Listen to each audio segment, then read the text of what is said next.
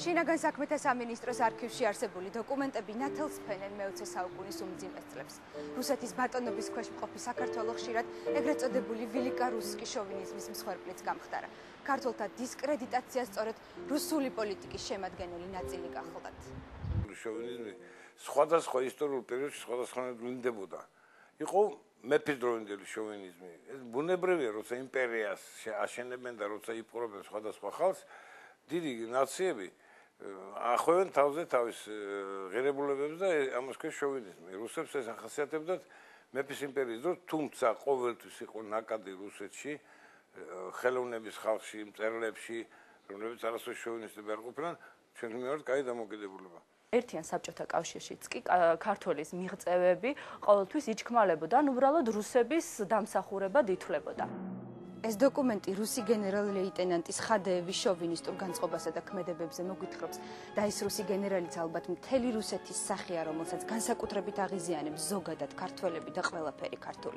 Снова мне грузины, ამბობს ის და ეს ფრაზაც წითელ ზოლად გასდევს მთელ რუსულ პოლიტიკას. ხადეევი გახდათ იმდროინდელი, ანუ 1940-იანი წლების გენერალი, რომელიც საქართველოში მოღვაწეობდა და საქართველოს ქართველების მიმად შოვინიზმით გამოირჩეოდა. როგორც ჩანს, თბილისის გარნიზონის უფროსის გენერალ-ლეიტენანტ ხადეევის შოვინისტური განწყობა იმდენად აშკარა და გამაღიზიანებელი იყო, რომ ამის შესახებ სრულიად საიდუმლო ცენტრალური კომიტეტის მდივან კანდიდ ჩარკვიანს ოფიციალურ მოხსენებასაც კი სწერენ. ამ მოხსენების ავტორი ამიერკავკასიის ფრონტის კონტრდაზვერვას სმერშის ხელმძღვანელი გენერალ-ლეიტენანტი რუხაძე გახლავთ. ამ მოხსენებაში პუნქტებადაა ჩამოთვლილი, თუ როგორ ცდილობს, ასე ვთქვათ, ხადეევი მაიორი ჩაერიოს ქართულ პოლიტიკაში, როგორ ცდილობს ქართულ შემოქმედთა დისკრედიტაციას და როგორ ავიწროებს ზოგადად ქართველებს. მან მაგალითად ოფიცრების შეკრების დროს მოისურვა სახალხო არტის თამარ ჭავჭავაძის კონცერტის ჩაშლა, მაგრამ როდესაც დაარწმუნეს, რომ ეს კონცერტი აუცილებლად უნდა გამართულიყო, იგი იძულებული გახდა საკუთარი ნების წინააღმდეგ წასულიყო და თამარ ჭავჭავაძის კონცერტი გაიმართა. მართალია ამ შემთხვევაში რუსი გენერალი საკუთარი ნების წინააღმდეგ წავიდა, მაგრამ აღნიშნული ფაქტიდან ერთი თვის შემდეგ საქართველოს სახალხო არტისტის ნატო ვაჩნაძის შეხვედრის ღონისძიება ნამდვილად ჩაშალა. ეს შემსახალია, მე არქივებთან არ მქონია არასოდეს ისე, ჩემთვის საინტერესოა, დედას არქივისთვის საინტერესოა, მაგრამ საერთოდ მე რაც მახსოვს, მე ვიყავი სულ 15 წლის დედა რომ დაიღუპა. დედაჩემის ოჯახში და მამაჩემის ოჯახში იყვნენ ყოველთვის კარგი რუსები, მწერლები, ტიხონოვი, ზაბალოვსკი, პასტერნაკი. მან შოვინიზმზე საერთოდ ლაპარაკი არ იყო.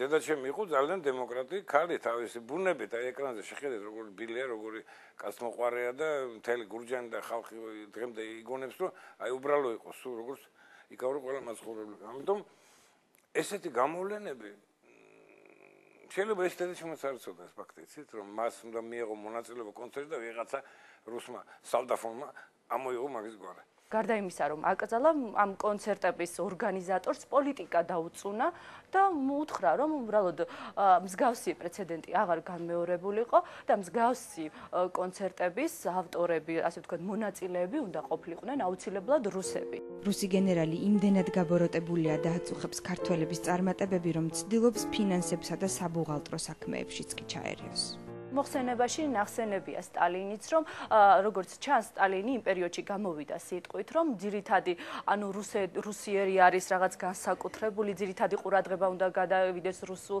ელზე და აი ამ ხადეევით სწორედ ამ ფაქტს უსვამს ხაზს და ამას იყენებს და ახსენებს ამ ოფიცრების შეკრების და კონცერტების ორგანიზატორს, რომ უნდა გაითვალისწინონ ამ ხანაგის სტალინის მოსაზრება და მსგავსი ღონისძიებები ძირითადად უნდა დაკომპლექტეს რუსი შემოქმედებით. მოხსენებას გენერალი რუხაძე იმ წერილით ასრულებს, რომელიც ხადეევმა აღნიშნული კონცერტების ორგანიზატორს მაიორ სერგეევს მისწერა.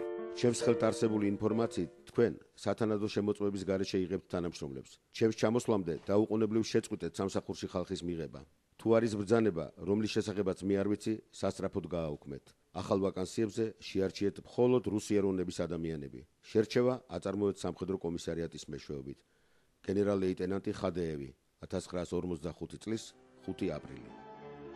ეს არა მარტო ერთი რუსი გენერლის დამოკიდებულება და განწყობა გახლავთ.